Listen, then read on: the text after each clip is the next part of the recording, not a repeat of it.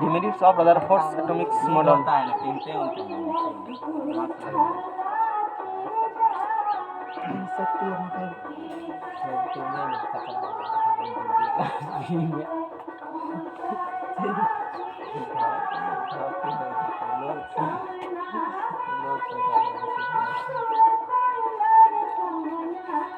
Rutherford ने जो model दिया वो ऐसा नहीं है कि कोई व्यक्ति 100% एफिशिएंसी होता है।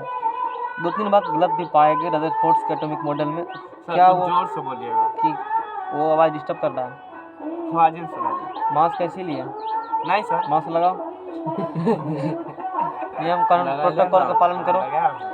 तो रदरफोर्ड के अनुसार तू ध्यान से सुनता ही नहीं है, तो गप में ध्यान हो। गप में नहीं है सर। तो बोल रहा है हम तो उसी प्रकार से जैसे 5 आदमी बात करता है, थोड़ा सा ये दिक्कत कर रहा होगा, इसीलिए मैं तो बोल रहा हूँ।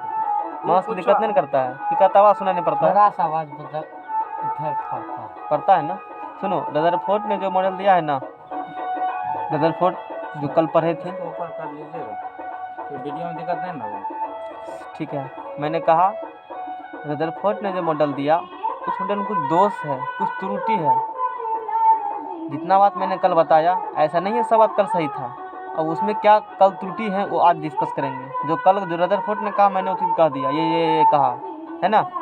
क्या कहा रदरफोर्ड? वो देखो, रदरफोर्ड ने कहा, रदरफोर्ड के अनुसार रदरफोर्ड साहब बोले थे कि इलेक्ट्रॉन नाभिक के चारों ओर वृत्ताकार कक्षा में घूमते हैं, यह कथन युक्ति संगत नहीं है। रदरफोर्ड साहब बोले थे इलेक्ट्रॉन जो है वो न्यूक्लियस में पॉजिटिव चार्ज है और इसके चारों तरफ एक वृत्ताकार कक्षा में क्या करते हैं? घूमते हैं, चौकीदारी कर रहा है, चक्कर लगा रहा है। अब जब कोई आदमी चक्कर लगाएगा ना, परेशान हो जाएगा, थक जाएगा, और थक करके न्यूक्लियस में गिर जाएगा। और इलेक्ट्रॉन पर कौन चार्ज है? माइनस चार्ज है। और प्लस माइनस जब टकराते हैं तो बम ब्लास्ट हो जाएगा। न्यूक्लियर फ्यूजन बम बनाने में ही कंट्रीब्यूट होते हैं, समझ जाएगा ना। उसमें न्यूक्लियस पर बमबारी किया जाता है नेगेटिव आयन से, तो अपोजिट चार्ज।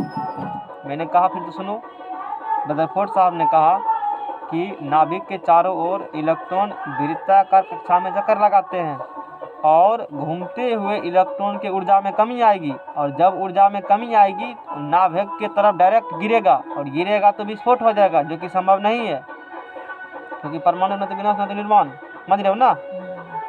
तो प्लैंक क्वांटम थ्योरी के अनुसार घूमते हुए, प्लैंक क्वांटम थ्योरी क्या होती है? ऐसे कुछ थ्योरी है, आगे बताएंगे इस बारे में, जान लो कुछ थ्योरी है ऐसे, है ना। प्लैंक क्वांटम थ्योरी ये कहता है कि घूमते हुए इलेक्ट्रॉन के ऊर्जा में कमी होगी। कोई व्यक्ति चारों तरफ दौड़ रहा है तो उसकी ऊर्जा में क्या होगी जी? कमी होगी ना।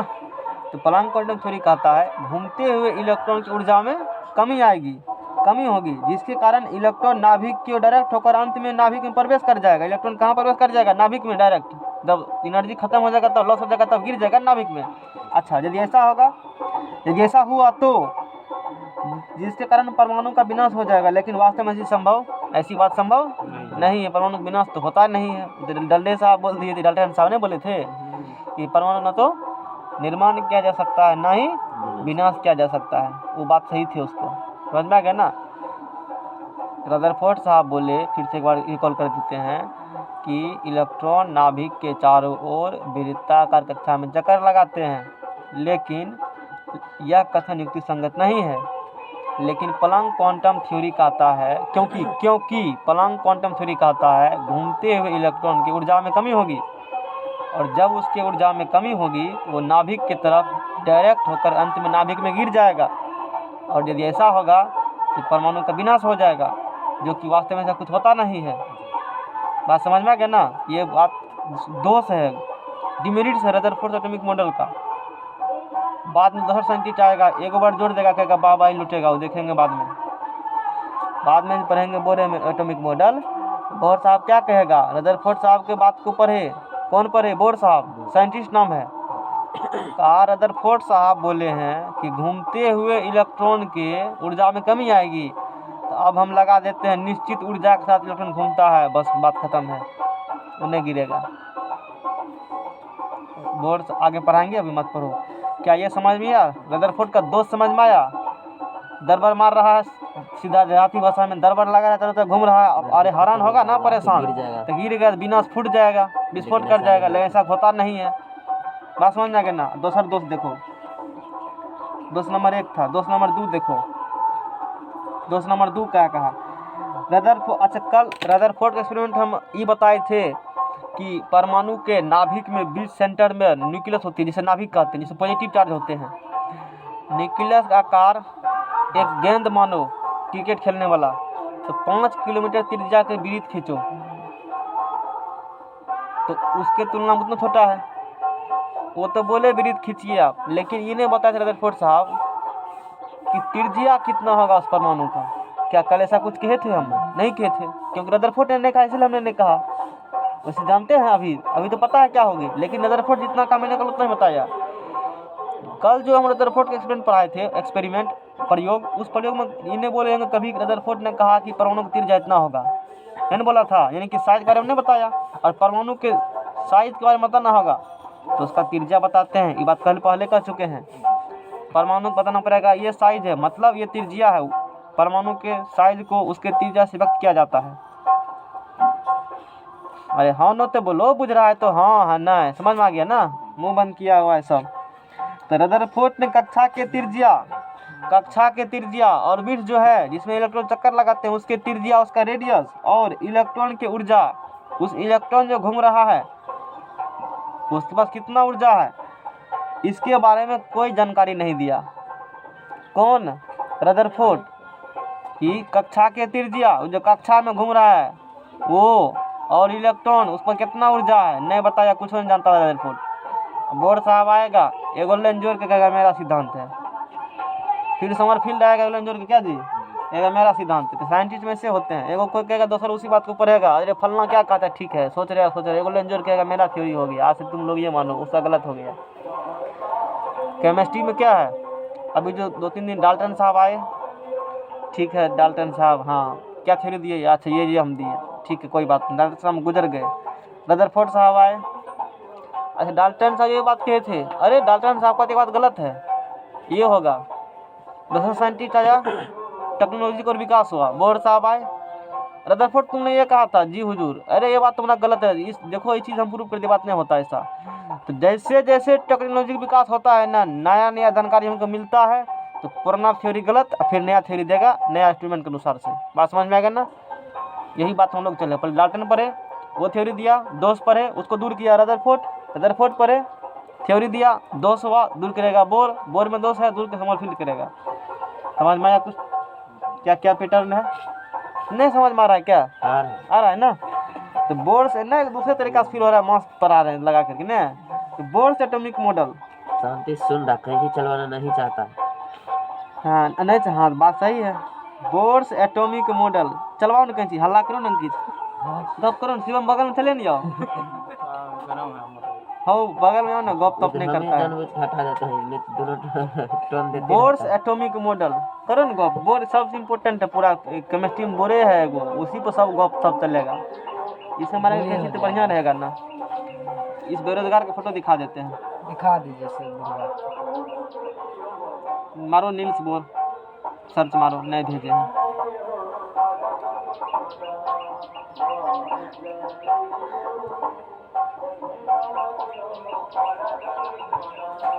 नील्स बोर आदमी का नाम है, आदमी का नाम नील्स बोर ने है। नील्स बोर ने 1913 ईस्वी में रदरफोर्ड का जो परमाणु मॉडल है, सब बेरोजगार नील्स बोर है।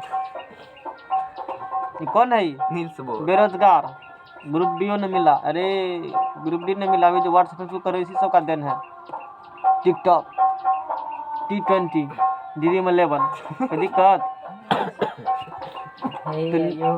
1913 ईस्वी में, कितना ईस्वी में? 1913 तो जाना फ्रेम लगवा लेना घर में, फोटो निकाल के लो।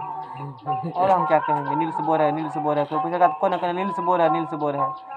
तो नील्स बोर ने 1900 कितना ईस्वी में?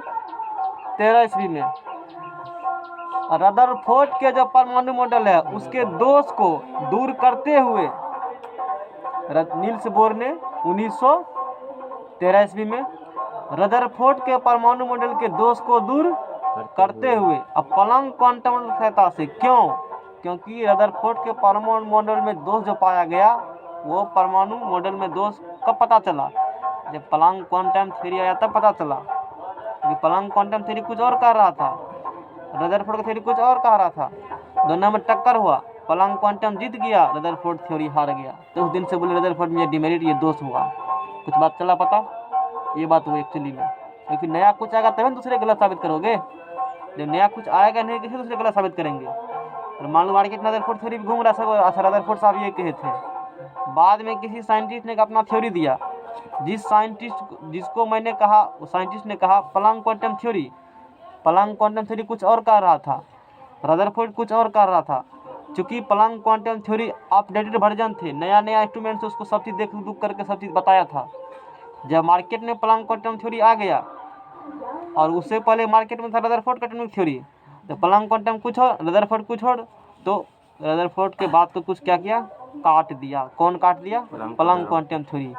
और नील्स बोर साहब ने 1913 ईस्वी में रदरफोर्ड के परमाणु मॉडल के दोष को दूर करते हुए, किसकी सहायता से? प्लैंक क्वांटम मॉडल के सहायता से, क्योंकि मार्केट में वही था ना, तो उसकी सहायता से एक मॉडल दिया। परमाणु बारे में क्या बताया? मॉडल दिया। परमाणु बारे में कुछ कहा, हम कुछ कहेंगे, सुनो मेरी बात। क्योंकि बोर ने दिया, इसीलिए उसी के नाम पर कहते हैं बोर एटॉमिक मॉडल, बोर का परमाणु सिद्धांत। कुछ पता चला? या बोर का परमाणु मॉडल हम लोग कहते हैं। क्या कहा बोर साहब, उस चीज को हम लोग देखते हैं कि बोर साहब क्या कहे थे। इस मॉडल के अनुसार, बोर्स एटॉमिक मॉडल के अनुसार, जो काफी इंपॉर्टेंट है, और इस कंसेप्ट का यूज पूरा केमिस्ट्री में करेंगे। और जिसको बोर मॉडल नहीं आया, मान लो केमिस्ट्री नहीं आया, समझ में आ रहा है ना? समझ लो बढ़िया से। क्या अभी तक इतना बात समझ में आया कि कब कब काट एक दूसरे में होती है? नहीं कहते एगो वजह सिक्का काका एगो सिक्का बंगाल से ना, तो वही बात कुछ इस प्रकार से यहाँ है। ये न्यूक्लियस है,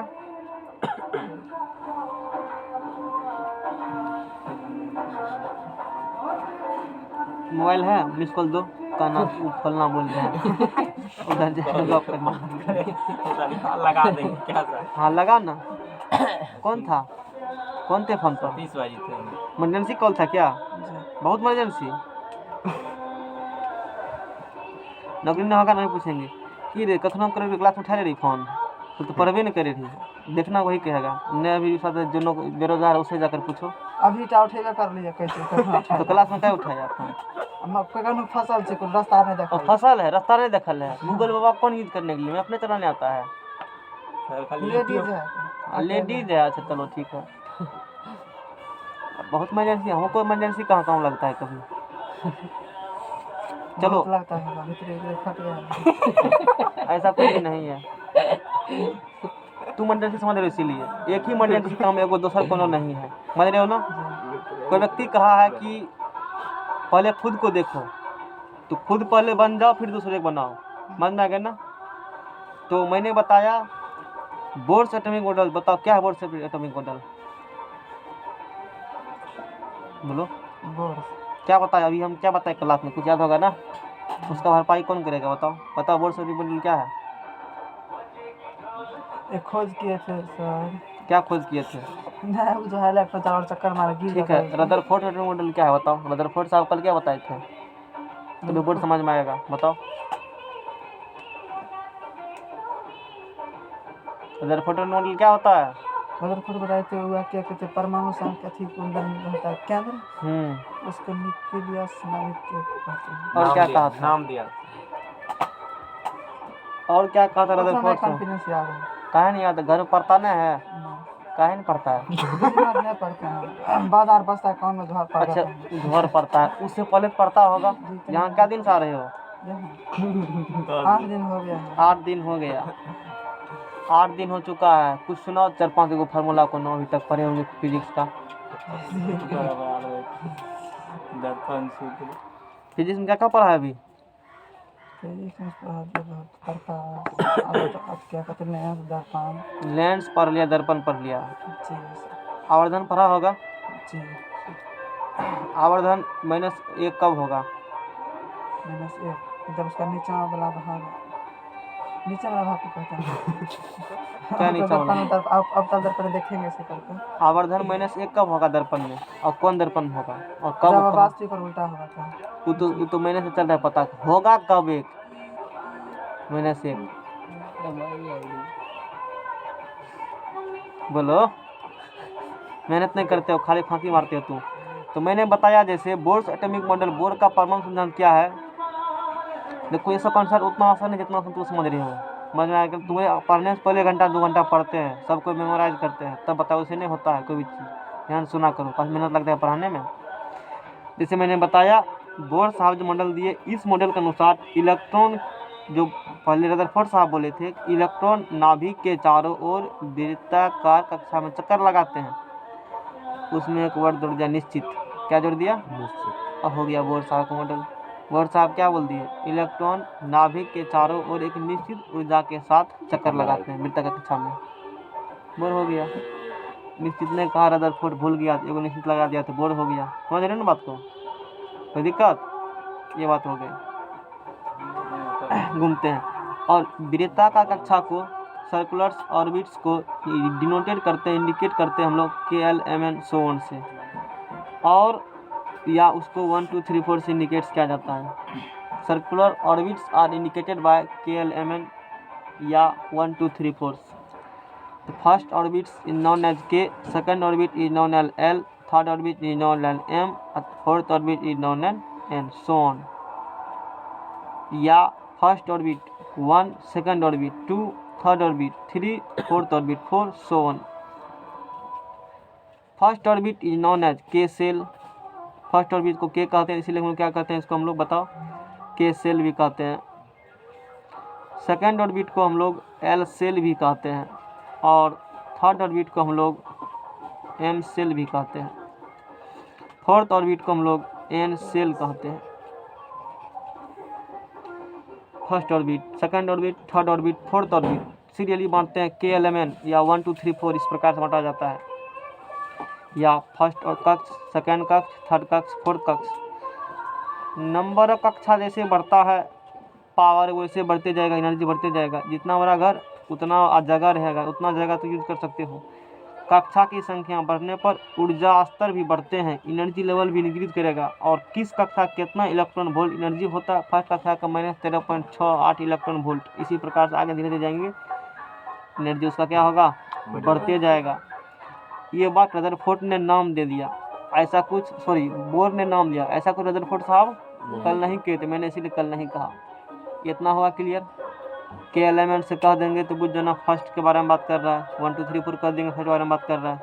समझ में आ गया ना? आगे चलो।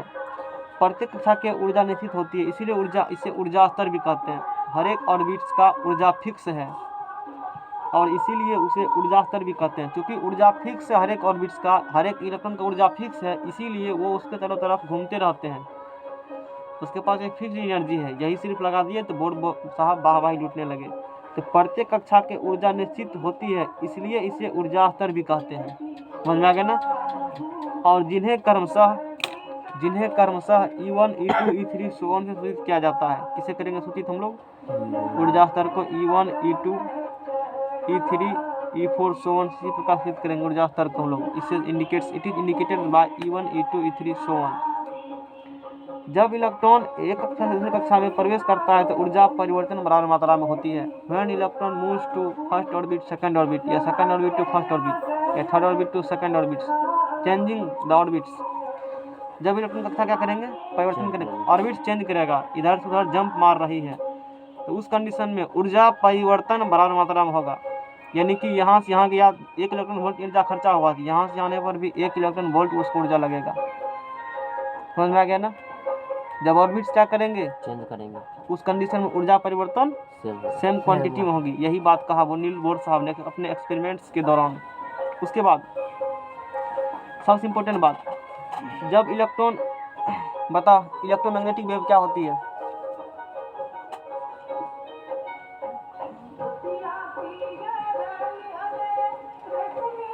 तू बताओ इलेक्ट्रोमैग्नेटिक वेव क्या होता है? तुम कल बताए थे ना, बताओ।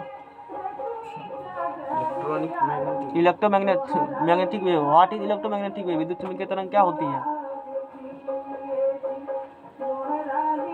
याद है? तुमको याद है? वो ऐसे ऐसे चलता है कौन सा? Electromagnetic waves are those waves whose magnetic field and electric fields are perpendicular to direction of waves. Electromagnetic wave विद्युत चुम्बकीय तरंग वह तरंग होती है जो जिस डायरेक्शन में मूव करेगी, गमन करेगी, उसके परपेंडिकुलर 90 डिग्री पर विद्युत क्षेत्र और चुंबकीय क्षेत्र होती है, उसी को इलेक्ट्रोमैग्नेटिक वेव कहा जाता है। और ये इलेक्ट्रिक फील्ड और मैग्नेटिक फील्ड में डाइवर्ट नहीं होते हैं, विचलित नहीं होते हैं। इलेक्ट्रोमैग्नेटिक वेव इलेक्ट्रिक फील्ड और मैग्नेटिक फील्ड में विचलन नहीं होगा इसका, और ये वैक्यूम में भी गमन करती है। लाइट चीज इलेक्ट्रोमैग्नेटिक वेव। साउंड कौन वेव है? Mechanical longitudinal wave. समझ में आ गया? आ रहा है ना? आगे चलो। E1 E2 E3 E4 so on हो गया। तो जब इलेक्ट्रॉन उच्च ऊर्जा स्तर से जैसे जैसे नंबर बढ़ाएंगे संख्या का 1 2 3 4 so on इस प्रकार से, इसको ऊर्जा स्तर कहते हैं। और न्यूक्लियस से आगे की तरफ आउटर फाइबर तरफ जाने पर एनर्जी लेवल धीरे धीरे इंक्रीज करेगा, और आउटर फाइबर से न्यूक्लियस तरफ आने पर एनर्जी लेवल डिक्रीज करेगा। जैसे 2 और 3 में किसका एनर्जी ज़्यादा होगा? 3 का। 3 और 1 में किसका एनर्जी ज़्यादा होगा?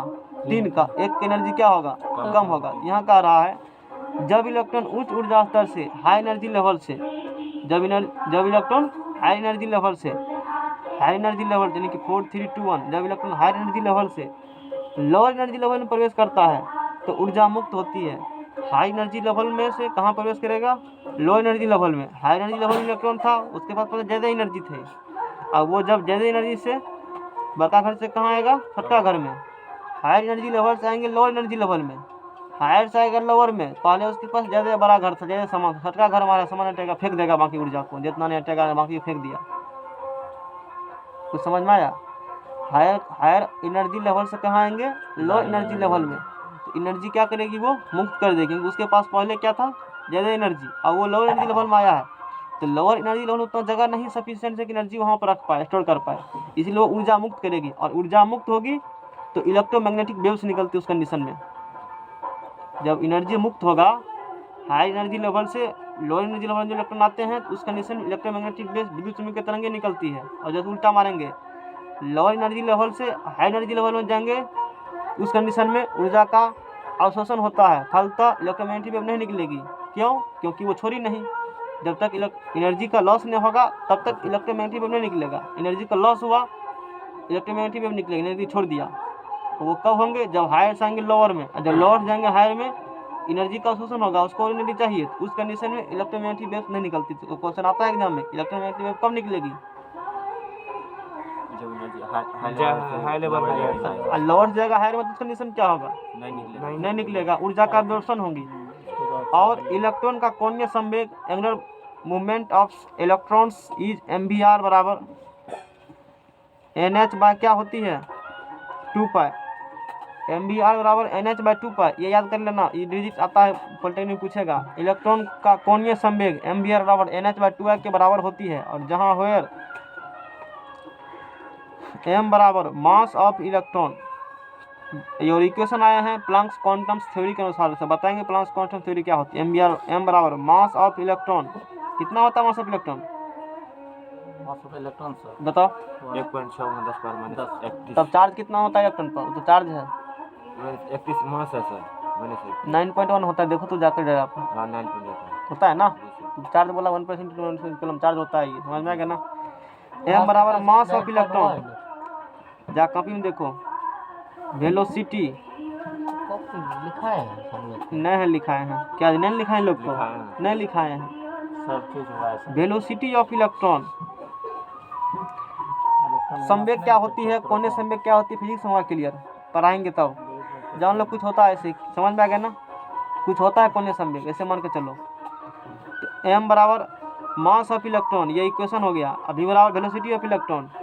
R बराबर रेडियस ऑफ ऑर्बिट। और टेस्ट कभी भी हो सकता है, समझ में आ गया ना। केमिस्ट्री का खत्म होगा, टेस्ट होगा जब मेरा मन होगा तब टेस्ट लेंगे। N बराबर number of electron. Number of electron sorry number of orbit है ये, नंबर ऑफ ऑर्बिट। और H है प्लैंक्स कांस्टेंट्स। ये क्या है सब? प्लांक साहब एक एक्सपेरिमेंट किए थे और उससे एक लॉ दिए और उसमें कांस्टेंट था जिसे को प्लांक्स कांस्टेंट 0.6625 10⁻⁻27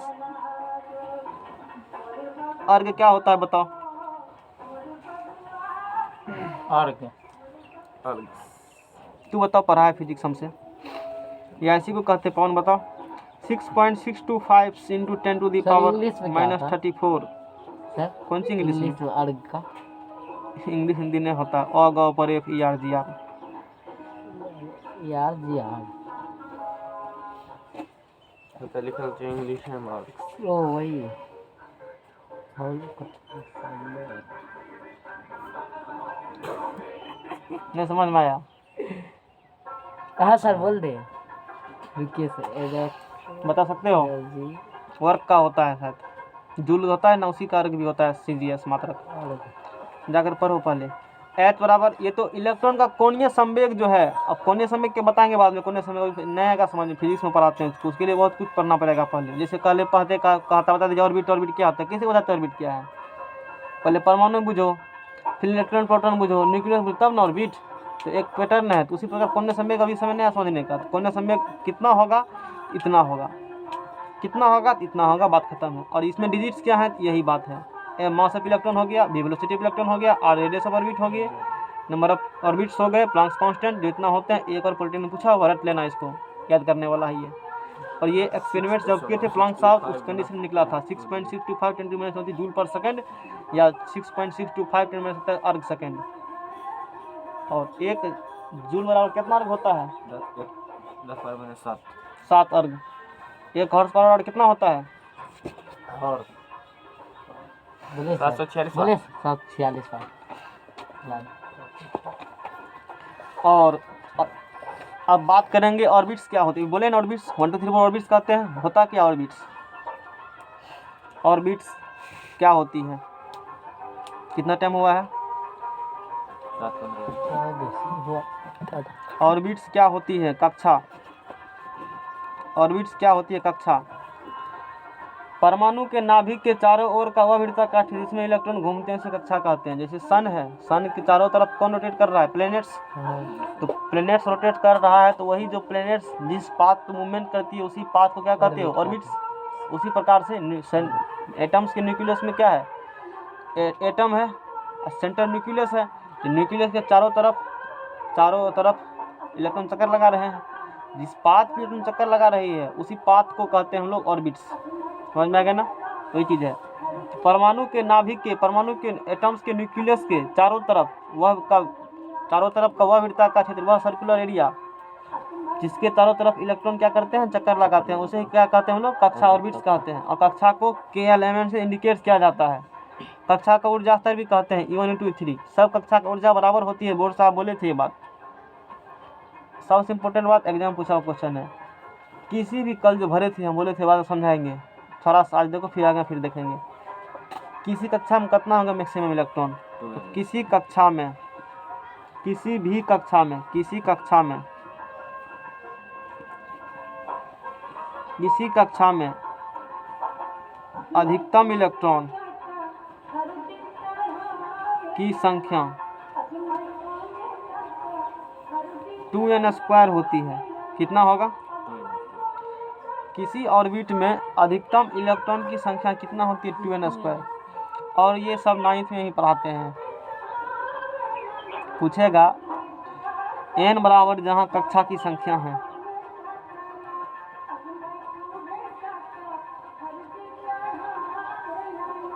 जैसे कक्षा 1 की बात करें, अधिकतम इलेक्ट्रॉन की संख्या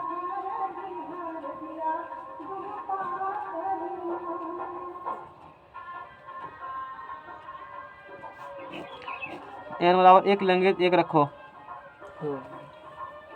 तो पुट करो, कितना होगा?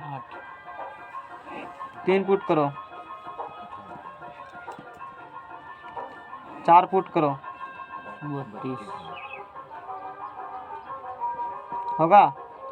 याद होना चाहिए। किसी भी ऑर्बिट में अधिकतम कितना इलेक्ट्रॉन होते हैं? 2n² और n जहाँ पर क्या नंबर ऑफ ऑर्बिट्स 6 के लिए कितना होगा इलेक्ट्रॉन कक्षा 6 ऑर्बिट में याद समझ में आ गया ना। 3 के लिए 3 के लिए होगा 18। बात समझ में आ गया ना। तो 2n² बताता है कि इलेक्ट्रॉन जो फिल करेंगे बाद में हम लोग दिखाएंगे फिल करके कैसे फिल किया जाए इलेक्ट्रॉन। तो वो इलेक्ट्रॉन जो फिल किया जाता है वो 2n² मुताबिक किया जाएगा और 2n² से अधिक इलेक्ट्रॉन किसी ऑर्बिट में नहीं हो सकते हैं। जैसे बात करेंगे सेकंड ऑर्बिट का, तो सेकंड ऑर्बिट में कितने इलेक्ट्रॉन होंगे? दोनों 4 दोनों 8 रट लेना 2 8 18 32। और ये किसका है इलेक्ट्रॉनिक कन्फिग्रेशन बताओ? ये सेल का मतलब याद है? 4 होगा। कौन चीज 2 8 इसका है? क्वेश्चन तो पहले सुन लो। उसका क्वेश्चन आंसर क्या होगा पूछे हैं सर। पहले जवाब देना बड़ी बात नहीं है, क्वेश्चन सुनना और समझना बड़ी बात 4 है। होगा। मैंने कहा कि 2 8 18 32 किसका इलेक्ट्रॉनिक कन्फिग्रेशन है? किस नंबर गैस का है? तो निकालो, बताएंगे बाद में तो सीख जाना। सर ये 4 होगा। कहाँ पर 4 होगा? 32 समझ में आ गया ना। नेक्स्ट पेज बढ़ाओ। कक्षा समझ में आया? इलेक्ट्रॉन जिसमें घुमर करेगा ना चारों तरफ उसी ऑर्बिट्स कहते हैं, उसे ऊर्जा स्तर भी कहते हैं, उसे के एलिमेंट इंडिकेट करते हैं, उसे 1 2 3 4 इंडिकेट करते हैं, उसे E1 2 3 कहते हैं। सबका ऑर्बिट सब ऑर्बिट्स का ऊर्जा स्तर बराबर नहीं होती है, अलग अलग होती है। रेडॉन का होगा। रेडियन का 86 होता है ना। हाँ। और जोरियम कितना होता है सबको? 8 2 10 8 8 16 सबका जोड़ कितना पड़ता है? रेडियन कैसे होगा? जनन रेडॉ क्या तुम गलती जोड़े हो तुम, फिर से जोड़ो एक बार। 28 + 30 हो जाता है 60। बाकी 20 प्लस करना। शायद तो किसी का होबे करता है ना पूर्ण संख्या तो होगा और वो आता है।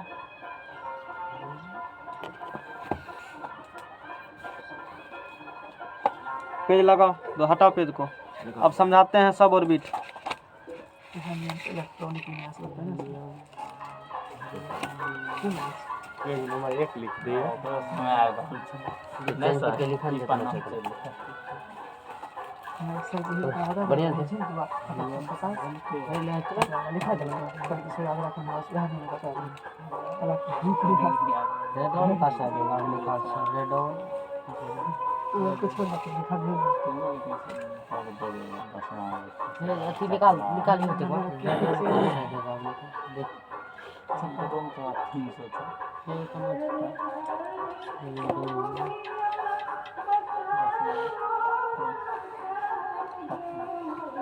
रेडॉन का 54 हुआ। इसका है 60। 2 8 18 2 8 18 जोड़ने पर कितना पड़ता है? 2 8 8 2 10 कितना पड़ता है? 18 जोड़ो 2 8 18 28 28 हुआ ना। और 28 कौन है? कोबाल्ट निकेल है।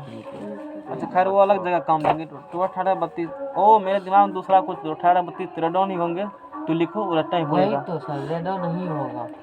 चलो ठीक है वो देखेंगे वहाँ जब बताएंगे तब पता चलेगा, अभी नहीं समझ में आएगा कि हम बता रहे है कि हैं। आप वो याद किए थे ना एक बार बताए थे तुम लोग को शायद, बोले थे ना। Line by line 4th number पे वही आ रहा है रेडॉन ही आ रहा है अलग मिलिंग के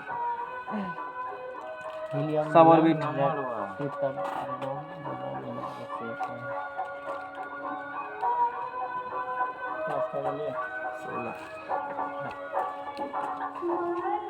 अब जैसे मैंने बताया कि ऑर्बिट्स को ऊर्जा स्तर कहते हैं। क्या कहते हैं? ठीक है, उसके पास एनर्जी होगा। कक्षा छोटे छोटे ऊर्जा स्तरों में बटे होते हैं जिन्हें कक्षा कहते हैं। कक्षा के अंदर क्या होते हैं? स्कूल के अंदर क्या होगा? स्कूल विद्यालय है ना, उसको ऑर्बिट समझो। उसके अंदर क्या होंगे? बच्चा रूम होगा। रूम होगा ना, वो सब ऑर्बिट हो गए। ऑर्बिट के अंदर क्या होंगे? कमरा के अंदर कमरा, कमरा के अंदर कमरा, ऑर्बिट के अंदर ऑर्बिट, उसी को सब ऑर्बिट कहते हैं।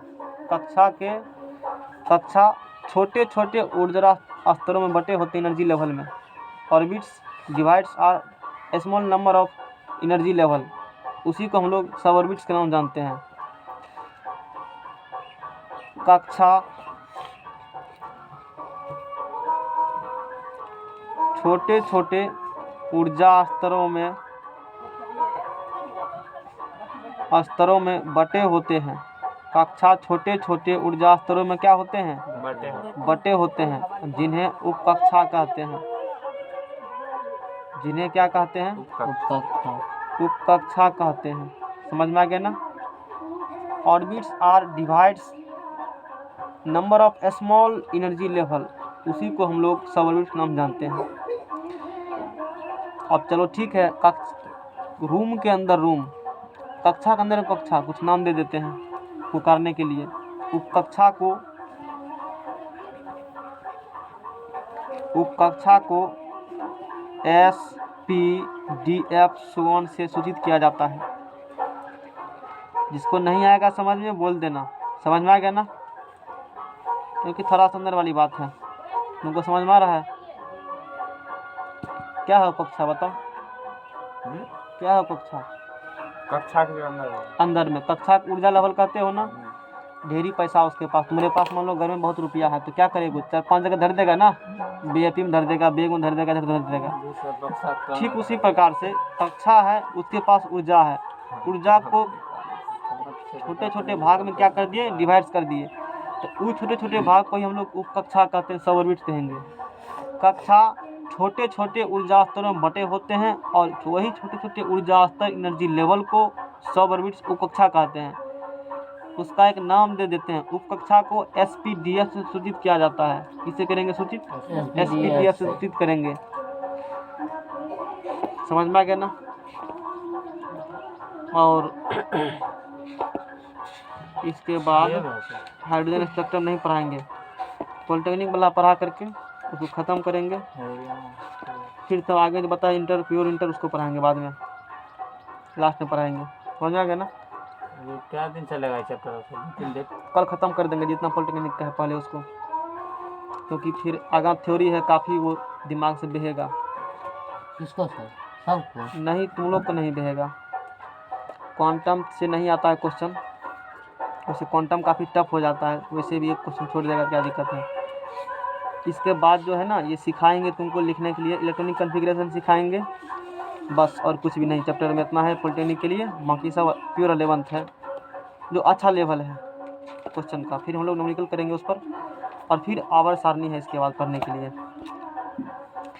और ये अच्छा से यहाँ सीख लो, मैट्रिक्स में भी सिखाया जाता है चीज़ को। ये समझ में आया? उपकक्षा को SPDF से इंडिकेट किया जाता है। It is denoted by SPDF। एक कक्षा में क्या होगा? उपकक्षा बात ही आती है। किसी एक कक्षा है, कोई भी एक कक्षा जो मन है वो, उसमें अधिकतम कितना कक्षा होगा? तो 4n-2। कितना? 4n-2। किसी कक्षा में अधिकतम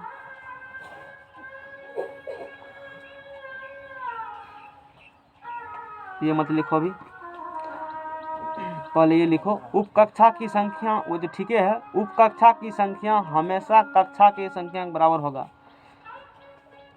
फिर जो सुनो, उपकक्षा की संख्या हमेशा कक्षा की संख्या बराबर होगा, अर्थात उपकक्षा की संख्या बराबर कक्षा की संख्या। एगो उपकक्षा, एगो कक्षा, एगो उपकक्षा, दूगो कक्षा, दूगो कक्षा। नंबर ये बोलो, ऑर्बिट थर्ड है, उसमें क्या उपकक्षा होगा? क्या सर? थर्ड ऑर्बिट है, थर्ड कक्षा है, तो उसमें क्या कक्षा होगा? 3 गो। जैव कक्षा, तब कक्षा। चौथा ऑर्बिट में क्या कक्षा होगा? समझ गए हो ना? कक्षा की संख्या बराबर उपकक्षा की संख्या। Number of orbits equal to number of sub orbits. कक्षा की संख्या, कक्षा की संख्या बराबर उपकक्षा की संख्या। ठीक है ना? कक्षा 1, कक्षा ऑर्बिट्स, उपकक्षा सब ऑर्बिट्स।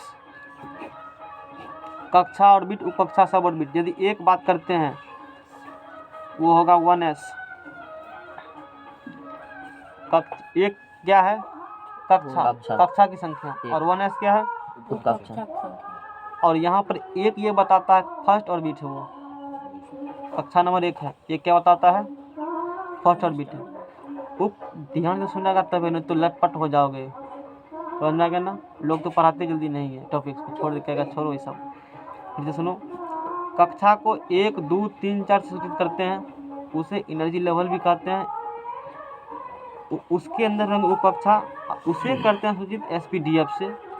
जैव कक्षा, जैव उप कक्षा, कक्षा की संख्या बराबर उप कक्षा की संख्या।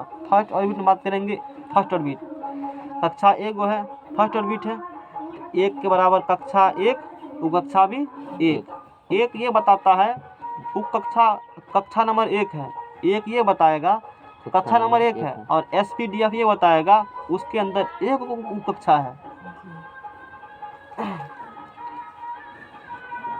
2 की बात करेंगे, कक्षा क्या को है 2, यानी कि कक्षा 2 नहीं, कक्षा नंबर 2, नंबर 2 आता है। नंबर कितना उसके पास है, तो 2 उसके अंदर कक्षा होगा, यानी कि उसके अंदर 2S और क्या हो जाएंगे 2P, 2S और क्या हो जाएंगे 2P। 2 बताता है कक्षा। सेकंड ऑर्बिट्स, S बता रहा है उसके अंदर कक्षा 2 के अंदर एगो सब ऑर्बिट है S और दूसरा सब ऑर्बिट है P। बात बुझा। 3 नंबर में चलते हैं, कक्षा 3, कक्षा नंबर 3 गो ने कक्षा नंबर 3, यानी कि 3 उसके अंदर क्या होंगे उप कक्षा, यानी कि 3S, 3P और 3D। 3 बताता है कक्षा की संख्या, कौन कक्षा है, पहला है, दूसरा, तीसरा है, और SPD बताएंगे उस कक्षा के अंदर क्या उप कक्षा होंगे। आशा है समझ में आ गया होगा, वो है ना, ध्यान समझने वाली चीज, नहीं तो थोड़ा सा भी गड़बड़ हुआ तो लेनी का देनी पड़ जाएगा। अब आँख मूंद के कहो, हो गया बहुत बात। 4S, 4P, 4D, 4 बहुत बात विचार कर लिए, प्रेम से नहीं पढ़ाया जाता है। 5S, 5P, 5D और 5F हो इसी प्रकार से 7 आएगा, तो इसी प्रकार से बनेंगे। चौथा नंबर पॉइंट, किसी कक्षा में बोलो, किसी कक्षा में अधिकतम कितने इलेक्ट्रॉन होंगे, इलेक्ट्रॉन इलेक्ट्रॉन क्या होता है बोलो, क्या होता है इलेक्ट्रॉन, बात करें, बताएं डिटेल में। ऐसा तो नहीं कैसे मार के भागे हैं, ऐसा भी है, क्या होता है तुम बताओ, इलेक्ट्रॉन क्या होता है। 2n² हमने क्या पूछा क्वेश्चन, इलेक्ट्रॉन होता क्या है, परमाणु के अंदर नाभिक के चारों ओर चक्कर लगाता है, उसे इलेक्ट्रॉन निश्चित ऊर्जा के साथ जो चक्कर लगाता है वही है। पढ़ेगा तब ना घर पर, फंकी मारने से होता है काम। मैं तो वही पूछ रहा हूँ जो चीज़ पढ़ाया हुआ है, सतना बिना पढ़ाया हुआ पूछ रहे हैं। हमसे तो दूसरा आला आती तुम्हारा गलती है ना, वो मेरा गलती है, तुम्हारा गलती है। तू क्वेश्चन सुना करो ठीक से। मैंने फिर भी कहा, जिस व्यक्ति को 10 मिनट बताया तो फिर बता रहा हूँ, जिस व्यक्ति को क्वेश्चन पढ़ने आ गया ना, क्वेश्चन सुनने आ गया ना, 50% जवाब उसी वक्त हो गया। यही हकीकत है। क्वेश्चन पढ़ के समझ गए हो, 50% सवाल बन गया, फिर तो 50% लिखना कभी पर है। इसीलिए कोई क्वेश्चन बना देते हो तो मत बुझो हम बहुत सीख चुके हैं। नया क्वेश्चन आता है, क्वेश्चन मैथ जैसे लोग बनाते हैं 8.1 याद है, 8.1 सवाल है, और बहुत देखते हैं कि 8.1 करेगा, अब दिन देख लिए घस रहा है पकड़ कर, उलट रहा है। जैवर बनाते हो सवाल, जैवर पढ़ो सवाल को, याद है फिर भी तैयो कुछ नया समझ में आ रहा है ना। जितना बार बनाते हो क्वेश्चन कितना बार पढ़ो, और जितना क्वेश्चन पढ़ने का आदत होगा ना, डाटा उसके बाद लिखो, अच्छा रहेगा, बेटर रहेगा। तो किसी भी उप कक्षा में, उप कक्षा कहाँ होता है, कहाँ रहेगा उप कक्षा बताओ। कक्षा के अंदर रहेगा उप कक्षा, नहीं उप कक्षा, हाँ कक्षा के अंदर रहेगा उप कक्षा। उप कक्षा किससे करते हैं सूचित, संख्या से, कौन संख्या से, वही एक दो से। क्या हो गया उप कक्षा नहीं, किससे उप कक्षा करेंगे यही सूचित। सूचित करते हैं। कैसे हाथ था। 4S, 4P, 4D, 4F लिखा है। 4 यहाँ क्या बताता है, कक्षा बता, क्या बताता SPDF क्या बता, जिससे पूछेंगे वही, बाकी नहीं उसमें करेगा। कितना कक्षा का है वो बता। SPDF यहाँ क्या बता रहा है, SPDF से 4 कक्षा में उसके अंदर कितना कक्षा, अंदर कितना उप कक्षा है, 4 बता रहा है नंबर ऑफ ऑर्बिट्स। SPDF उसके अंदर क्या उप कक्षा बता रहा है, जितना नंबर ऑफ ऑर्बिट होंगे उसी बराबर नंबर ऑफ ऑर्बिट होंगे। सुनो, जितना होंगे ऑर्बिट की संख्या 1, 4, 3 जो भी होंगे उसी बराबर होंगे उसमें सब ऑर्बिट्स। किसी भी उप कक्षा में, जैसे मैंने बताया, कक्षा के अंदर उप कक्षा, और वो एनर्जी लेवल, उसके पास ऊर्जा होंगी, कितना होंगे इलेक्ट्रॉन उसमें। ऊर्जा मतलब इलेक्ट्रॉन होगा, फिर ऐसे बुझिए। ऊर्जा मतलब कौन होगा उसके पास, इलेक्ट्रॉन होगा। जैसे बिल्डिंग है, कक्षा मान लेते हैं इसको, इसके अंदर कौन होगा? उप कक्षा, उसमें आदमी रहेगा ना, आदमी में जो एनर्जी लेवल है, दिस इज इलेक्ट्रॉन, समझ में आ गया ना। तो किसी उप कक्षा में अधिकतम इलेक्ट्रॉन की संख्या 4n-2 होती है। किसी उप कक्षा में अधिकतम इलेक्ट्रॉन की संख्या 4n-2 होती है। किसी उप कक्षा में कितना होगा मैक्सिमम इलेक्ट्रॉन्स? 4n-2 होंगे। किसी उप कक्षा में अधिकतम इलेक्ट्रॉन की संख्या 4n-2 होती है। बात समझ जाएगा ना। सब ऑर्बिट पॉलिटेक्निक के बैच में इतना नहीं पढ़ाया जाता है, फिर तुमको पढ़ा रहे हैं, कल के बाद बंद कर देंगे। इलेक्ट्रॉन की अधिकतम संख्या कल कंप्लीट कर देते हैं पॉलिटेक्निक वाला। इसमें इलेक्ट्रॉन की अधिकतम संख्या, हालांकि वो है बाद में, इलेक्ट्रॉन के बाद में पढ़ाते हैं ना जी, लेकिन तुम्हारे आचरण को देखते हुए पहले कंप्लीट कर रहे हैं। उपकक्षा, सब ऑर्बिट, अधिकतम इलेक्ट्रॉन की अधिकतम संख्या, उपकक्षा। उपकक्षा के इंडिकेट रख लेना इसको समझ करके। उस कक्षा के इंडिकेट करते हैं एस, पी, डी और एफ से। एस, पी, डी, एफ से। It is indicated by S, P, D, F. समझ में आ गया ना। इसे एस, पी, डी, एफ से इंडिकेट्स किया जाता है। उसके बाद देखो, मैंने बताया किसी उप कक्षा में अधिकतम इलेक्ट्रॉन संख्या 4n-2 होंगे, जहां n बराबर कक्षा की संख्या, n बराबर क्या होंगे? कक्षा की संख्या होंगे। n बराबर 1 पुट करो, 4 गुना 1-2 कितना होगा? 2। यानी कि s सब ऑर्बिट में अधिकतम इलेक्ट्रॉन क्या को होगा जी? रट लेना। हम क्या बोले हैं? वर्ड क्या बोले हैं? देखो, अधिकतम। इस मतलब न्यूनतम 0 हो सकता है ना। अधिकतम कितना बोले हैं?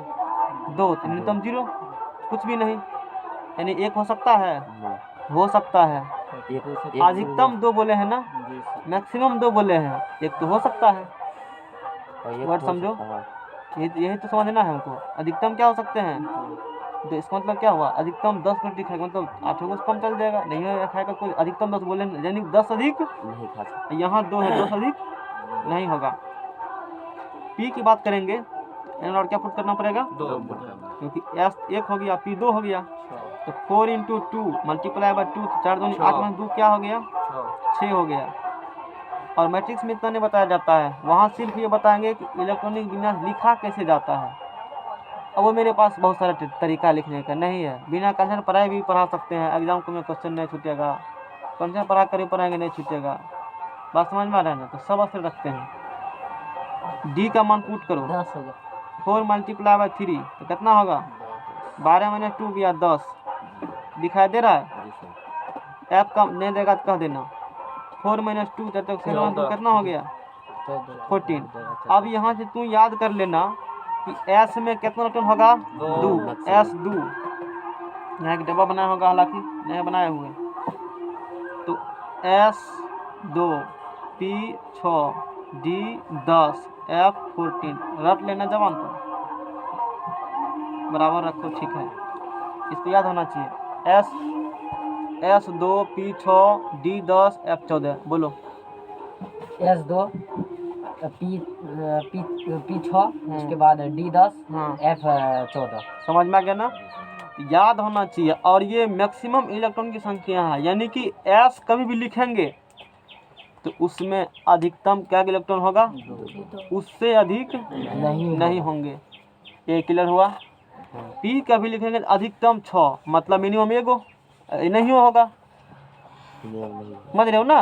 5 होगा, 4 होगा, 3 होगा, 2 होगा। और एस भरने पर ही पी में जाएगा, पी भर जाएगा तब डी में, और डी भर जाएगा तब एफ में। और एस पी डी एफ उप कक्षा है, सब ऑर्बिट्स हैं। जैसे एक ऑर्बिट्स मान लेते हैं, ऐसे है, ये क्या है? एक ठो ऑर्बिट्स है। ये मान लो यही पेड एक ऑर्बिट है, सपोज दैट, समझते हैं थोड़ा सा। पेड क्या है? एक ऑर्बिट्स है। इसमें छोटा छोटा कमरा बना दिया है हमने। छोटा छोटा क्या किया है? कमरा। एक कमरा भर जाएगा ना यानी कि कमरा का नाम धर दो, S P D F, आगे इसी प्रकार से बढ़ेंगे। हालांकि उसका ज़रूरत नहीं, ऊंचाई तक होती है, इसी में फुल हो जाएगा। मैंने कहा S P D F उस कमरा का नाम दे दिया, और वो कमरा ही सब ऑर्बिट से है। कमरा ही क्या है? सब ऑर्बिट है। ठीक है, तो S कमरा भरेगा तब इलेक्ट्रॉन कहाँ जाएगा? P में। अब P भर जाएगा तब कहाँ जाएगा? मान लो मेरे पास 3 इलेक्ट्रॉन है। कितने इलेक्ट्रॉन मेरे पास है? ठीक है, पहले किसको 2 को देंगे? S को 2 को दे दिए, कितना बचा? P में दे देंगे। वो बात समझ जाएगी ना? कहाँ दे देंगे? मान लो 10 इलेक्ट्रॉन मेरे पास, कितना इलेक्ट्रॉन है? S को कितना देंगे? 2। P कितना देंगे? 6। तो कितना बांट दिए हैं? 8। कितना बचा? 2। वो किसको चला जाएगा? आगे यहाँ बात करते हैं। उपकक्षा ऑर्बिटल क्या होती है?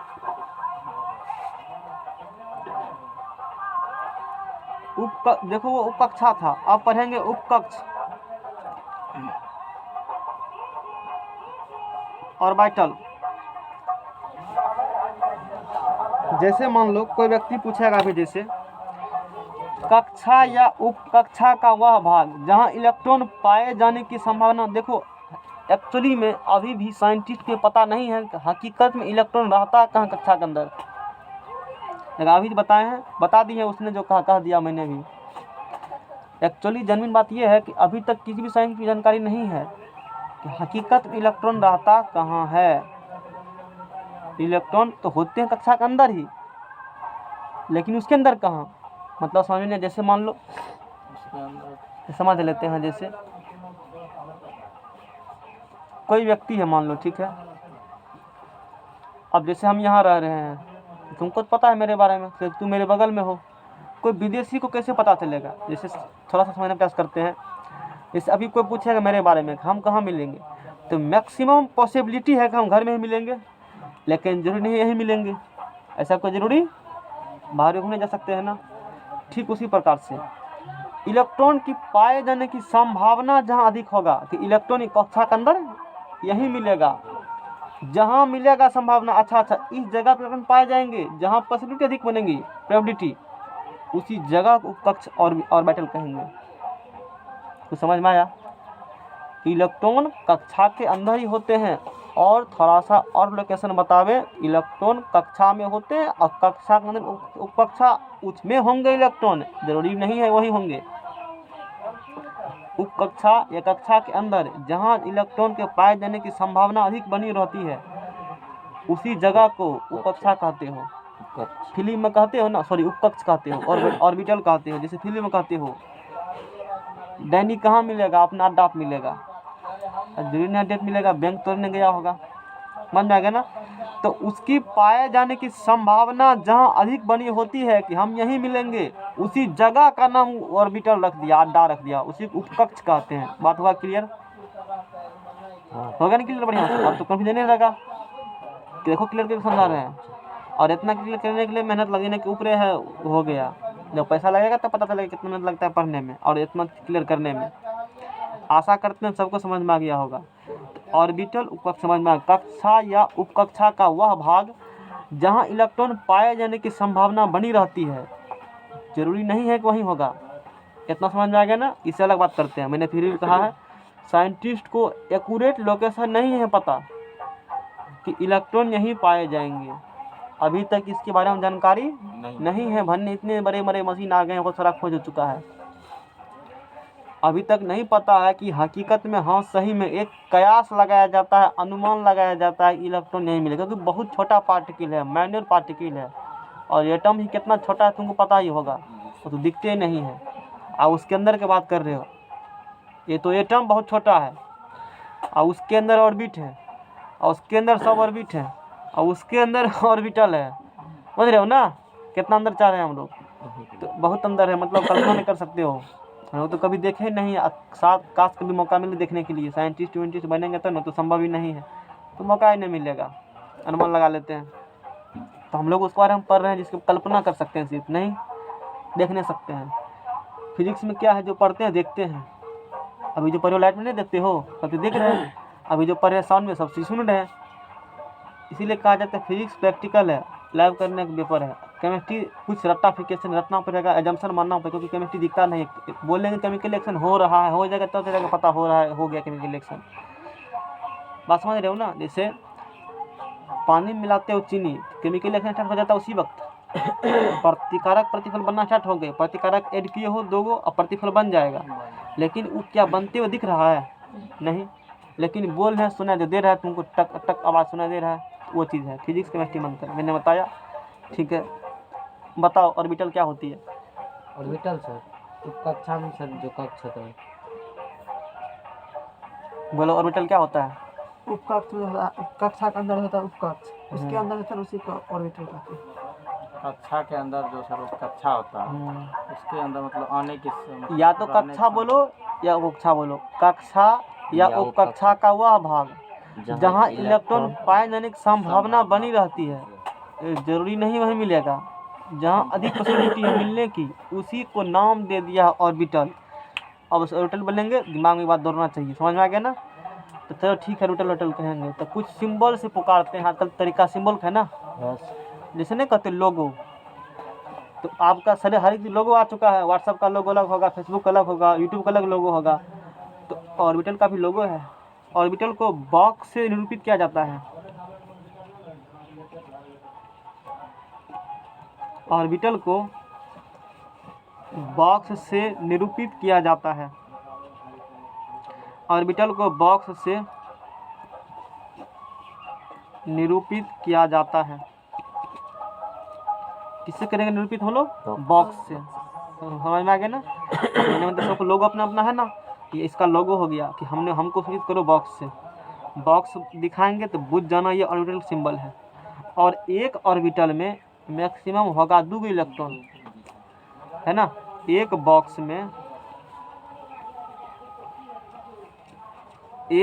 में अधिक से अधिक मैक्सिमम 2 इलेक्ट्रॉन होते हैं। कक्षा वही ना हुआ हैं? पूछो क्या पूछना है? बोले वो जो बोले एक कक्ष में अधिकतम 2 होगा। हाँ, जो उपकक्षा होगा उसमें वही ना होगा सर? नहीं, अलग बात है, आगे करेंगे तब होगा, अभी नहीं क्लियर। अभी सिर्फ इतने जानो उपकक्षा होता क्या है, आसूचित करते हैं बॉक्स से। एक बॉक्स मैक्सिमम क्या इलेक्ट्रॉन होगा? अभी इतना जरूरी है कि एक बॉक्स में मैक्सिमम इलेक्ट्रॉन 2 होंगे, उससे ज़्यादा नहीं होंगे, और दोनों इलेक्ट्रॉन अपोजिट डायरेक्शन में होंगे। दोनों इलेक्ट्रॉन कहाँ होंगे? अपोजिट डायरेक्शन में होंगे। नेक्स्ट पेज लाओ। इलेक्ट्रॉनिक कॉन्फ़िगरेशन घिसिया देते हैं। एक बॉक्स में लब तक लगाओ, एक बॉक्स में ये देख लो, एक बॉक्स में मैक्सिमम कितने इलेक्ट्रॉन होंगे जी? 2 इलेक्ट्रॉन होंगे। इलेक्ट्रॉनिक कॉन्फ़िगरेशन पढ़ लो, उसके बाद पॉलिटेक्निक का नहीं है कंटेंट, कल रहने दीजिए सर। एक बॉक्स में मैक्सिमम कितना इलेक्ट्रॉन होगा? 2 गो। अब जैसे सब ऑर्बिट है, और यहाँ ऑर्बिटल्स हैं।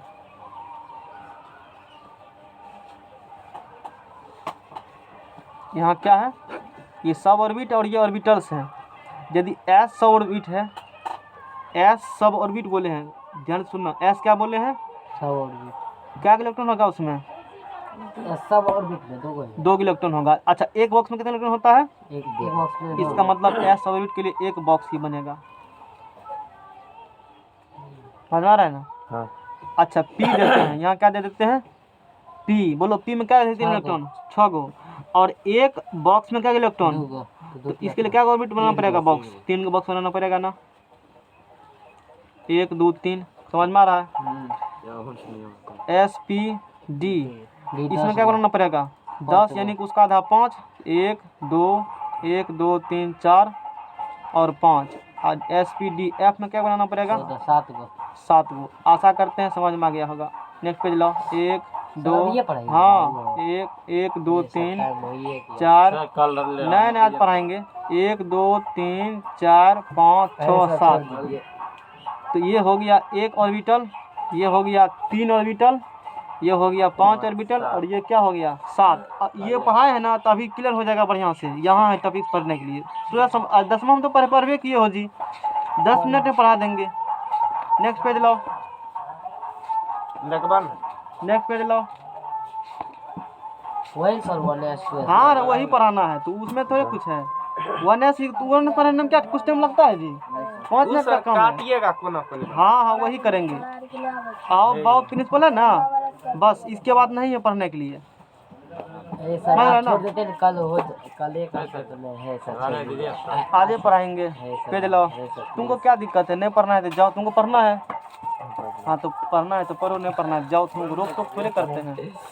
लास्ट पेज लास्ट पेज है ही। अभी ये पढ़ा है ना, अभी ये पूरा समझ में आएगा। 1s देखो नहीं, इसमें खाली 1s वाला गप नहीं देख रहे हैं, फिर कल के बाद पुराना हो जाएगा, इसीलिए हम ये बताना चाह रहे हैं। और होमवर्क देंगे ना, 5 को कहा कि होमवर्क देंगे ना, मेन बात ये भी है ना, तुमको कल बनवा के लाना है सब। पेज लाओ। तो टाइम मिलता फिर और नहीं करते सर। हाँ तो करो ना, फिर बाद में करना। फिर पीडीएफ भेजा हुआ है ना, बाद में करना। फिर अभी फिर से पढ़ो। अथी सर मैथ का करता लगा रहा है क्यों डिलीट नहीं करता है। घिचाए थे रे। देखो पूरा काम तो नहीं कर पाओगे डेली, बात हम भी जानते हैं। अभी मेनली फोकस उस पर रखो, यदि फिर नहीं भी कर पाते ना सिस्टमेटिक का, मैथ का कम से कम कर लिया करो। वही तो मैथ का कर रहे हैं। हाँ तो एगो पेज में क्या दिक्कत है, ये को पेज ये सर तो मैट्रिक में पढ़ा हुआ है टॉपिक से। हाँ चलो बताओ, इलेक्ट्रॉनिक विन्यास क्या होती है। इलेक्ट्रॉनिक विन्यास सर ठीक से मतलब बैठो।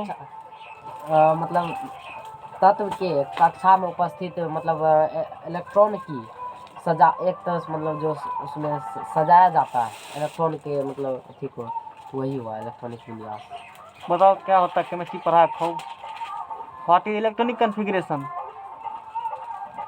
क्या होता है कुछ बताओ, बता सकते हो कौन कुछ इसके बारे में। इलेक्ट्रॉनिक बिना बारे में कुछ जानते हो, नहीं याद है? तुमको याद है? खुल जाएगा। नहीं है पता। तो गलत बोले क्या? गलत बोला नहीं, तुम्हारा सही था। तो सुनो, तो इसके लिए काम रखो इधर। डायरेक्ट 10वां डायरेक्ट बताए थे, नहीं बताए थे, थोड़ा इंटर है, थोड़ा ज़्यादा बताना पड़ेगा। क्या कंडीशन है, कैसे रूल निकला है, 10 मिनट रटा देते हैं, 2 मिनट रटाने थे, थोड़ा रुपये सब याद करा दिए थे। अब थोड़ा सा बता देते डिटेल से, सुनो क्या होती है।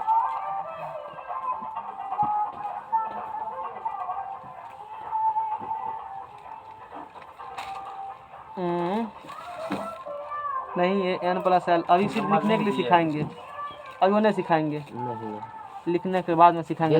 लिखने के लिए सिखाएंगे अभी खाली, मेन क्रीम बाद में देखेंगे इसको। वो n+l अभी नहीं पढ़ा है, l क्या होती है तुमको पता नहीं है। क्वांटम नंबर पढ़ाएंगे ना सर, 2 लिख दो सर, आज तो छोड़ देते। नहीं छोड़ेंगे। ज्यादा है तो छोड़ दो। कहाँ ज्यादा है, तुमको होमवर्क देंगे जी बनाने के लिए, तू डर क्या रहे हो। डरते नहीं तो मतलब ज्यादा है तो नहीं है इलेक्ट्रॉनिक विन्यास दीजिएगा लिखने हाँ के लिए। लिख तो अभी वो कर लिख को बता दें। देंगे, लिख कराना है, अभी इसलिए वो तो लिख बता दें रहे हैं। इलेक्ट्रॉनिक विन्यास। वही तो बता रहे हैं, अब ये कहें तो छोड़ेंगे। आती है अलग है। जल्दी पेज लाओ। इलेक्ट्रॉनिक कॉन्फ़िगरेशन काफ़ी आसान है ना, तो सुनो। इलेक्ट्रॉनिक कॉन्फ़िगरेशन ऑफ एलिमेंट्स, तत्वों का इलेक्ट्रॉनिक विन्यास क्या होती है। किसी तत्व के परमाणु के कक्षा और उपकक्षा में इलेक्ट्रॉन के सजावट को तत्व का इलेक्ट्रॉनिक विन्यास कहते हैं। अभी तुमने पढ़ा है कि कक्षा और उपकक्षा, ऑर्बिट और सब ऑर्बिट, उसके अंदर यहाँ इलेक्ट्रॉन होंगे, कहाँ होंगे, उसी को सजाएंगे कैसे कैसे होंगे, उसी को इलेक्ट्रॉनिक विन्यास, इलेक्ट्रॉनिक कॉन्फ़िगरेशन कहते हैं। समझ में आ गया ना, नहीं समझ में आया? मैंने बताया तत्व है किसी तत्व का, उसका एक परमाणु ले लो, उसके अंदर कक्षा भी होंगे और क्या होंगे, उपकक्षा भी होंगे, और उसके अंदर क्या होंगे, इलेक्ट्रॉन कैसे होंगे, कैसे रहते हैं, उसी को सजाना ही इलेक्ट्रॉनिक विन्यास है। समझ में आ गया ना? अब हो गया क्लियर, सीधी बात है। एक बार सजा के हम लोग देखते हैं उस तत्व के अंदर उसको कैसे सजाया जाए, और बाकी कल लिख कर आना है ना। जैसे देखो तरीका क्या है यहाँ से लिखने का। अब ये कैसा लिखा जाए, तो इंट्रिक सिलेबस है अभी कितना लिखें? हाँ इस पेज में हो जाएगा। सुनो, 1s 2s 2p 3s इसमें जो मेन अथी है वो इंटर में पढ़ाते हैं, पॉलिटेक्निक इंटर में नहीं, हालांकि पवन बताए होंगे उसको कैसे n+l का मान वेरी करता है, फिर कैसे कैसे वो बताएंगे। यहाँ भी भूल गए हो तो आ जाना, लेकिन आज कंप्लीट हो जाएगा एटॉमिक स्ट्रक्चर पॉलिटेक्निक में। 3s 3p 4s 4p 4d 4f 5s 5p 5d 5f 6x 6p 6d spd f 7s 7p 7d और 7f। इसी प्रकार से कहाँ बढ़ेंगे। अब क्या करो, तू तिरछा काटो, तिरछा ऐसे क्रॉस करो सबको, कहीं से कहीं नहीं उड़ा देना, हमको पता है कहाँ कहाँ कलम चलेगा। यही भी टच करेगा तो हाँ तो कट हो गया वो गया, भी, हाँ सर, समझ रहे हो ना, हाँ। वो भी कट गया। हो गया। इस प्रकार से करते हैं। अब ऊपर से नीचे आओ, ऊपर से किधर जाओ, नीचे सर नीचे। तो पहला ऊपर नीचे आओ, 1s तो उग जाएगा। तीर मारो, 2s, फिर देखो उसके बाद क्या होगा, 2s के बाद ऊपर नीचे 2p, उसके बाद बोलो, उसके बाद बोलो, उसके बाद 4s के बाद 3d, उसके बाद 4p। याद किया होगा, सुनाओ याद करके 5 तक रखो, सुनाओ। 1s 2s 2p 1s 2s 2p 2p आओ, उसके बाद 1s 2s 2p 3s 3p 4d और उसके बाद तो 4s का वेन किया तो 4d चला गया। नहीं मतलब वही 1s सुनो 2s याद कराते हैं सबको, सुनो। देखो पहले 1s 2s 2p तो होबे करेगा सीधा, एक लाइन में फर्स्ट ऑर्बिट, सेकंड ऑर्बिट वाला है, उसमें सब ऑर्बिट है इसमें, तो 1s 2s 2p हो गया, यहाँ तक ठीक है। उसके बाद 2p 2p 2d तो बताए नहीं है, तो नहीं होगा तो 3s ही होगा, और 3s के बाद 3p, यानी कि यहाँ तक सीरियली है, यहाँ से लेकर यहाँ तक क्या है सीरियली। इसके बाद गप बिगड़ेगा। 3p के बाद 3d होता है ना, मत कहो 3d, क्या कह दो बीच में पहले 4s को, और फिर 4s के बाद तब 3d कहना, और चूँकि 4s यहाँ था, अब आएगा 4p कह दिए, अब 4p कह दिए हो ना, तो 4d आएगा, नहीं बोलेंगे 5s कहेंगे। 1s सीरियली चलो कहाँ तक, 3p तक, 1s 2s 2p 3s 3p, 3p के बाद 3d होगा, नहीं बोलेंगे 4s बोलेंगे, अब 3d आएगा, 4p आएगा, p के बाद d होगा, नहीं बोलेंगे 5s बोलेंगे, यहीं तक रखो। अब लिखते हैं, जैसे हीलियम लिखना पड़ेगा, मान लो हाइड्रोजन पहले है, क्या है हाइड्रोजन है, तो हाइड्रोजन का एक यहाँ क्या बताता है परमाणु संख्या, एक यहाँ क्या बता रहा है परमाणु संख्या, तो 1s 1s लिखना, 1s लिख दिया ना, यहाँ परमाणु संख्या कितना इसका है, इलेक्ट्रॉन क्या किसके पास है, इलेक्ट्रॉनिक विन्यास मतलब इलेक्ट्रॉन वितरण। और किसी परमाणु न्यूट्रल है, उदासीन है, उसमें क्या इलेक्ट्रॉन होगा, ज्यादा प्रोटॉन है तय इलेक्ट्रॉन उसके अंदर होगा, ज्यादा प्रोटॉन उसके अंदर तय इलेक्ट्रॉन होगा। ये हाइड्रोजन है, ये क्या है, इसमें परमाणु संख्या कितना है, इलेक्ट्रॉन क्या होगा, एक इलेक्ट्रॉन दिखाएंगे, कपार पे एक मतलब इलेक्ट्रॉन एक, समझ रहा है ना। जी सर। हीलियम ले लो, हीलियम 2 ले ला, 1s ले लिया ना 1s, अच्छा यानी कि इलेक्ट्रॉन इसके पास क्या होगा 2, ऑर्बिट में दिखाओ, ऑर्बिट में दिखाओ, अच्छा वो बाद में दिखाएं, पहले लिख देते हैं। हाइड्रोजन हीलियम, उसके बाद लिथियम कितना होता है 3 होता है ना, तो कितने होगा बताओ, 1s2 2 हो गया। अब क्या बचा तुम्हारे पास एक, तो इसमें लिखो 2s1, समझ में आ रहा है, 1s भर दिया है ना, पूरा फुल हो चुका है, तो अब क्या 2s उसके बाद है ना, और एक भर चुका, एक ही ना बचा है, एक लिख दिया मैंने। हाइड्रोजन हीलियम याद होना चाहिए 36 तक, hydrogen helium lithium beryllium, beryllium क्या होती है 4, बेरिलियम क्या होती है 4, तो 4 होगा तो 1s2 2s2, beryllium hydrogen helium lithium beryllium, boron carbon nitrogen oxygen fluorine neon sodium magnesium aluminium silicon phosphorus sulphur chlorine silicon. अब बाद में लिख कराना है, समझ में गया ना, कहाँ तक 30 तक।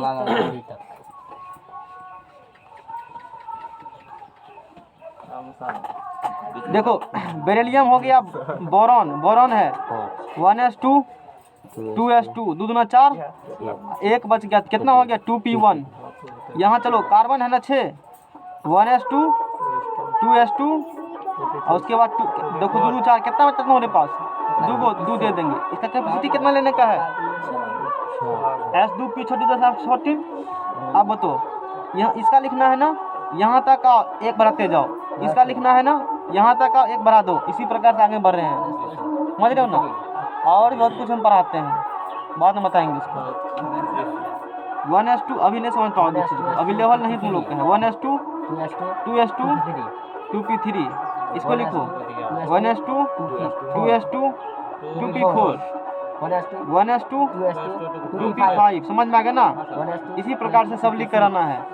और जो एग्जाम पूछते हैं अब वो सुन लो, उधर से कॉपी ना मेरा वाला, 30 करने सर, वो कॉपी है वो फिजिक्स वाला। हाँ 30 में बच्चा है। 30 तक लिख करना, इसी प्रकार से फिल कर करना। अब जो पूछता है वो कह देते हैं क्रोमियम अपवाद है, अब उसको देख लेते हैं। क्रोमियम को एक और अपवाद है वो बोला 2 गो, अब बाकी कोनो इम्पोर्टेंट नहीं है, इतने हैं।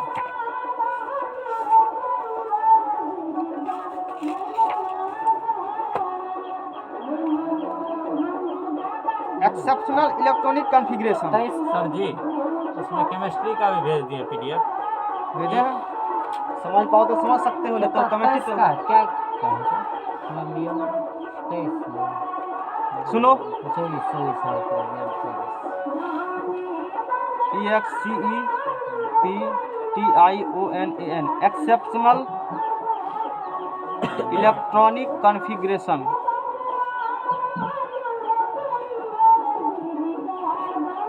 एक्सेप्शनल इलेक्ट्रॉनिक्स कॉन्फ़िगरेशन, समझ में आ गया ना।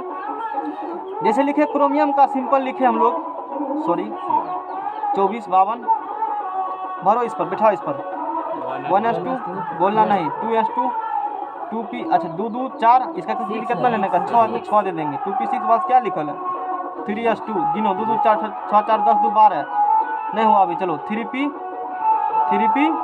6 4S2 गिनो 2 2 4 6 4 10 10 2 12 18 2 20 4 24, ठीक है।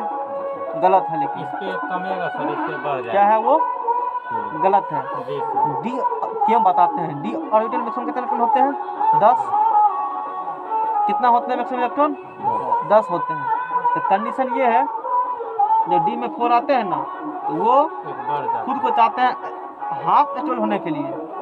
3 होगा तब दिक्कत है, यदि 4 हो रहा है ना तो वो क्या 9 और 4 9 से 1 जोड़ देंगे 10 पूरेगा, 4 में क्या पूरेगा 5, यानी कि डी ऑर्बिटल मैक्सिमम कितने इलेक्ट्रॉन होते हैं 10 गो।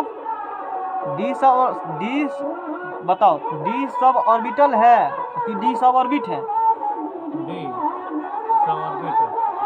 क्या है, डी सब ऑर्बिटल है, सॉरी डी ऑर्बिटल है कि डी सब ऑर्बिट है, सब ऑर्बिट है ना, उपकक्षा है। तो डी उपकक्षा में हम बताया था अधिकतम का इलेक्ट्रॉन 10 का था कितना 5। वो हाफ स्टेबल तब कहलाता है, क्या कहलाता है, वो चाहता है खुद को स्टेबल करे। 4 है तो 1 बढ़ा देना है तुमको, रूल ये कहता है। 9 है तो 1 बढ़ा दो 10, कहाँ से, बगल वाला पैसा लेना है, जी सर।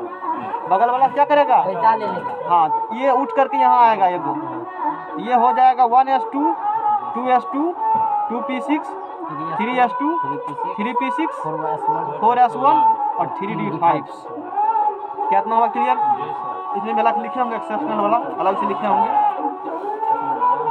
समझ में आ गया ना। हाँ सर। ये एक्सेप्शनल है, और एक एक्सेप्शनल और है, वो है 29 कॉपर। वो क्या है, कॉपर 29। कॉपर 29 है, जी सर। और उसका लिखो कॉपर किसी प्रकार से लिखो 1S, यहाँ तक तो आना है हमको है, जी सर। तो 1S2 2S2 2P6 3S2 3P6, उसके बाद 4S2 3D हो जाएगा 3D। अब गिनो कितना हुआ, 2 2 4 6 4 10, यहाँ तक 24 है ना जी, 5 जोड़ देगा तो 9 होगा यहाँ पर।